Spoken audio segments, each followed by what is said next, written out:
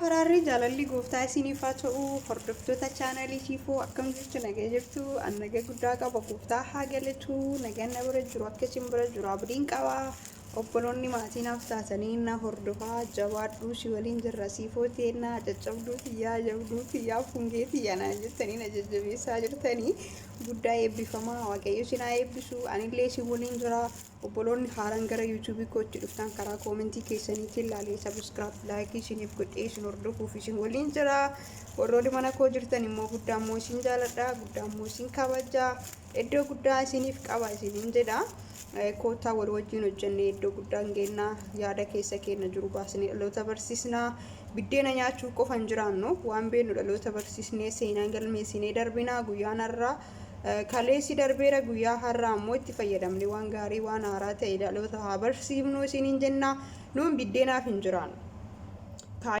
Kaayyoon jiraachuu kennaa biddeenaaf huduun taanii dhaloota kufaatii oolchuu dhaloota barbaadu waan gaarii ta'e galmeessuu waaqayyoon gammachiisuu fi dhaloota fuulduratti illee waan gaarii ta'e hojjannee darbuudha. Namni biddeenaan qofa hin jiraatu gaafa kiristoosiin seexanni qoree mee dhugumatti waaqayyo yoo taate dhagaa kana biddeena godhi nyaadhuun jedheen.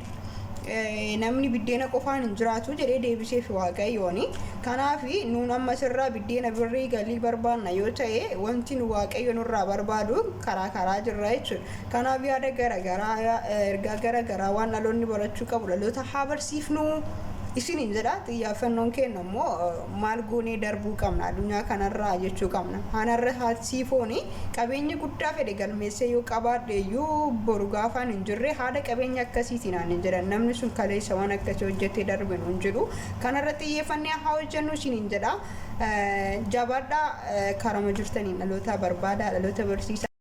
Nagaa fararri jaalalli gooftaa isiniif haa ta'u akkam jirtu nagaa jirtu uummata qaalii nagaa galata rabbii har'a immoo amaloota shamarranii keessaa waan tokko isinitti hima obboloonni koo shamarranii qastira obboloota koo warroonni dhiiraa gurra keessan as qabaate waan ani isinitti himu kana seefii godhadhaa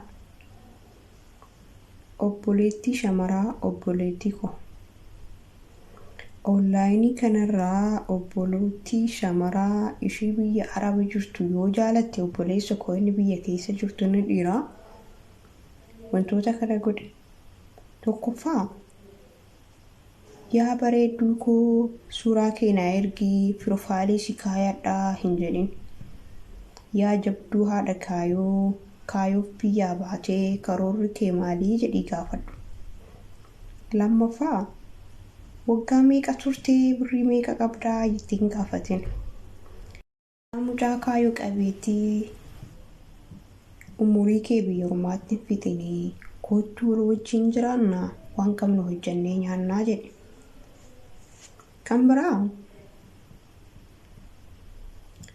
wantoota garagaraa hin gaafatin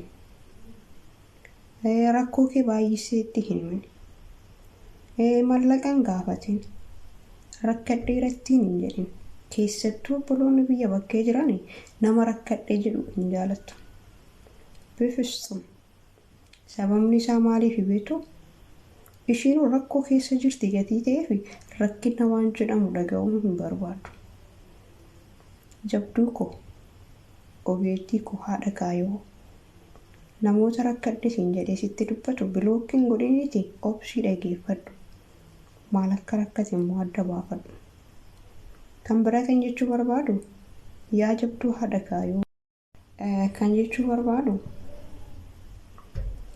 kaayoo manaa baateef galmaan ga'uudhaaf fiigii malee koomentii dhiiraa jalaan fiigin irruma jaalatti dhiira bareedaadhaaf koomentiin godhin sababni isaa waan isa jaalatti itti fakkaata booda karaa keessaa dhufee yaa bareedduu kosin jedha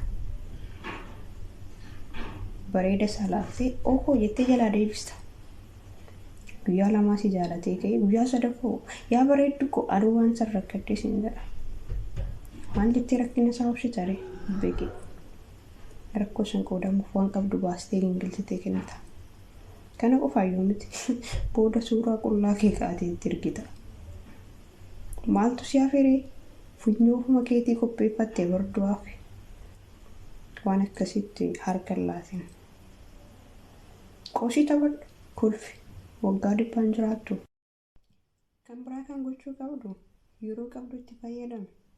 Yeroo hojii hin qabne waan sitti tolu waan sammuu kee gammachiisu wayii poostii godhi achirra kolfi. Miisenjarii deebisuu fi miisenjarii faasa'uu fi hin muddamne namoota kaayyoo keessi dagachiisan daluutu karaa saniin si qunnama. Eenyummaa keessirraa mulqee eenyummaa ormaa sitti uffisu. Maqaa gaarii ati qabdu siif dhiisee maqaa hamaa sitti mukkaasa. Kuftee akka cabdu si godhee caba kan keetti bulu harka laatiin. Obboleessa koo inni dhiiraa inni biyya keessa teettanii daataa fayyadamtan yeroo keessanitti fayyadamu. Ijoolleen biyya ormaa jirtu baay'ee abshaalaa taate isa kaleessa miti isa soogdee nyaatamaa turte isa kaleessa miti amma namni hundumtu abshaalaa ta'eera. Nama sobuuf immoo jarraaqe. Qomoo goollabuuf jira. Gorsi immoo xiqqoon qaba.